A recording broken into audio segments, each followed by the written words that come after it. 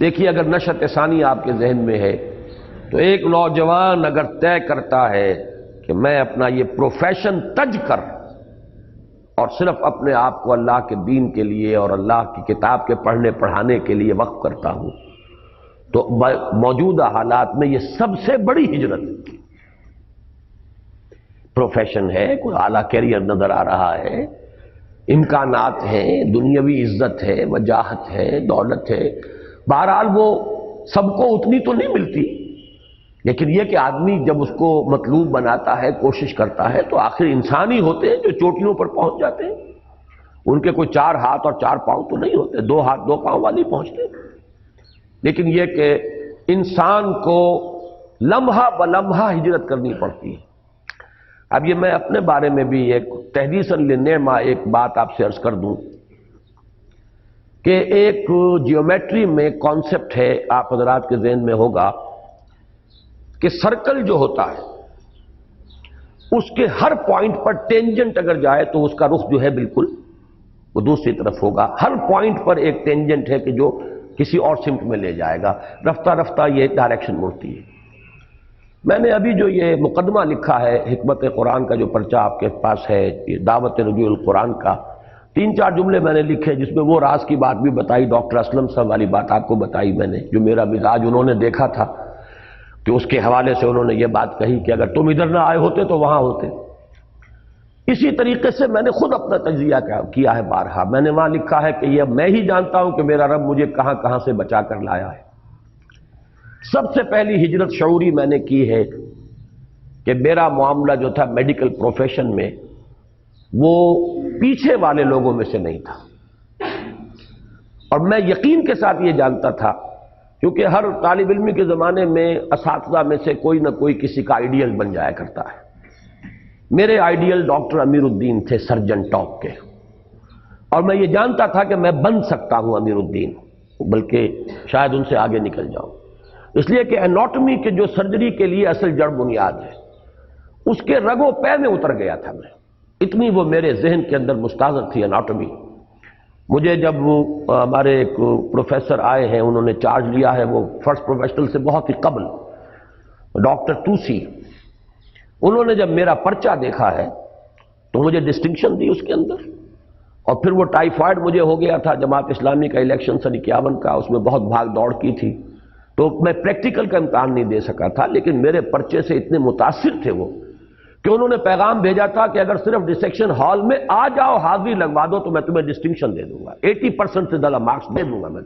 باقی کوئی امتحان نہیں ہوگا تمہارا، لیکن ایک لیگل جو ہے شرط وہ تو پوری ہو کہ آؤ تو صحیح امتحان میں، یہاں پہ حاضری تو لگے۔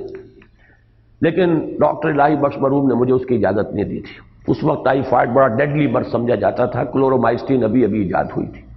تو میں جانتا تھا کہ میں اگر اس اسٹریٹ لائن میں جاتا تو میں سرجن ہوتا۔ اس کے بعد آگے چلیے، جمعیت میں نے کام شروع کیا، کچھ صلاحیتیں تھی آخر بولنے کی، لکھنے کی، آرگنائزیشن کی۔ یہ جن لوگوں کو معلوم ہے، پنجاب میں جمعیت کو عوامی دور میں لانے والا واحد شخص میں ہوں۔ مجھ سے پہلے یہ چھوٹا سا ایک حلقہ تھا، اس کی کوئی عوامی حیثیت تھی نہیں۔ میں جب بنا ہوں لاہور کا ناظم اور پنجاب کا ناظم بیک وقت، تو ایک دم ایکسپلوژن ہوا ہے اس تنظیم کا۔ اس کے بعد میں نمایاں ہو گیا، جماعت اسلامی کے اندر بھی لوگوں کی نگاہیں مجھ پر اٹھیں، تقریریں میری پسند کی جاتی تھی، درس قرآن کا میرا شہرہ تھا، تحریر بھی کر لیتا تھا، عزم جو ہے اس کو ایڈٹ کر رہا تھا۔ لیکن میں نے خطرہ محسوس کیا کہ اگر اسی رخ پر میں بڑھ گیا تو میں ایک بہت ہی سستا قسم کا گھٹیا لیڈر بن جاؤں گا۔ میں نے کانشیسلی پھر ڈائیورٹ کیا اپنے آپ کو، اگر یعنی اس جمعیت میں جو میرا اس وقت کا کردار تھا اگر وہی جاری رہتا تو میں ایک سیاسی لیڈر بن گیا۔ بلکہ یہ لطیفہ ہے کہ پہلی میری عوامی تقریر جب ہوئی ہے نومبر 1951 میں،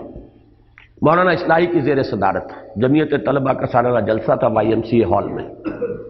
یہ فرسٹ پروفیشنل اب سیکنڈ ٹائم میں دے چکا تھا، وہ سپلیمنٹری کا امتحان دے چکا تھا، رزلٹ مجھے وہیں اس میں YMCA ہال میں بتایا گیا ہے کہ تم کامیاب ہو گئے۔ اس وقت میری تقریر کی تھی جو اب بھی جمعیت کے بنیادی لٹریچر میں آج تک شامل ہے، ہماری دعوت اور ہمارا طریقہ کار۔ یہ تقریر میری اس YMCA ہال میں تھی نومبر 1951 میں، اصلاحی صاحب کی صدارت تھی، اور گود میں ان کی وہ بچی بیٹھی ہوئی تھی جو اب جوان بیٹوں کی والدہ ہے، مریم، جن کے پاس مولانا رہتے ہیں، تو وہ شاید 5 سال کی تھی، 4 سال کی تھی اس وقت۔ مجھے بعد میں معلوم ہوا کہ میری اس پہلی تقریر پر مولانا اصلاحی کا تبصرہ یہ تھا کہ اسرار تو لیڈر بن گیا، یہ تو پہلی تقریر تھی، لیکن میں نے کانشیسلی پھر اپنے آپ کو ڈائیورٹ کیا، دوبارہ ہجرت کی میں نے کہ اس رخ پر اگر میں چلا تو بس ایک لیڈر بن جاؤں گا سیاسی، جیسے ہوتے ہیں سستے قسم کے لوگ، نہ فکر کی گہرائی نہ شعور، بس شور اور ہنگامہ اور بس وہ چلت پھرت۔ اس سے میں، اصلاحی صاحب اس وقت امیر جماعت تھے، مولانا مودودی جیل میں تھے، میں جیسے ہی رزلٹ میرا آیا ہے فائنل MBBS کا، ان کے پاس گیا کہ رزلٹ آ گیا، میں اب فارغ ہوں اور آپ بتائیے کہ میں اب کیا کروں۔ تو ان کے الفاظ یہ تھے، ان کا اپنا ایک مزاج ہے کہ میں تمہیں یہاں جتنے بھی یہ ہمارے جماعت کے تھے اس وقت، کئی یہ گشتی شفا خانے بھی تھے، 1-2 ڈسپینسریاں بھی تھیں، ان کے اوپر میں اوور آل انچارج بنا دیتا ہوں، تمہاری معاش کا یعنی تنخواہ وہاں سے ملتی رہے گی، باقی اپنی ساری امنگیں سیاست کے میدان میں پوری کرو۔ یہ گویا کہ میرے لیے اور زیادہ وہ، لیکن میں نے طے کیا میں لاہور رہوں گا ہی نہیں،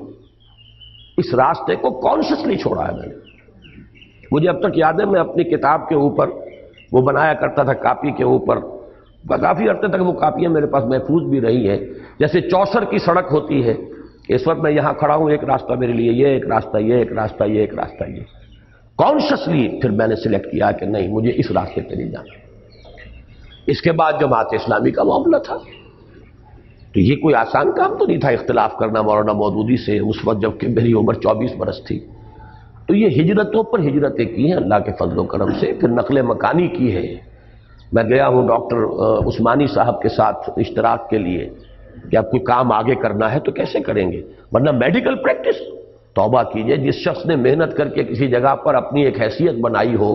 ایک کلائنٹیج بنا لی ہو، وہاں سے ڈاکٹر ہل جائے بنا۔ میں نے اٹھایا اپنا بسترا طے کیا پہنچ۔ تو یہ ہجرتیں یوں نہ سمجھیے، تو قدم قدم پر ہجرت ہے، قدم قدم پر شہادت ہے۔ یہ جو صوفیاء کے ہاں شعر کہا جاتا ہے کہ کشتگانے خنجر تسلیم را ہر زماں از غیب جانے دیگر است۔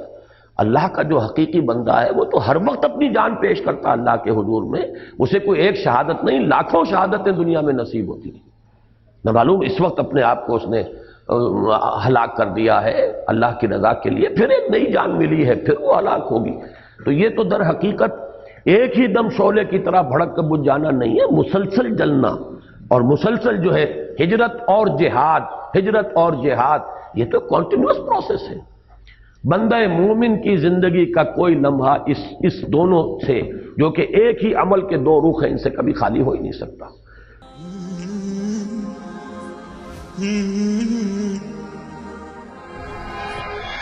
رمضان بحياتي شمع لمماتي، يا ربي دعاتي تقبلها عطول. رمضان ده رحمة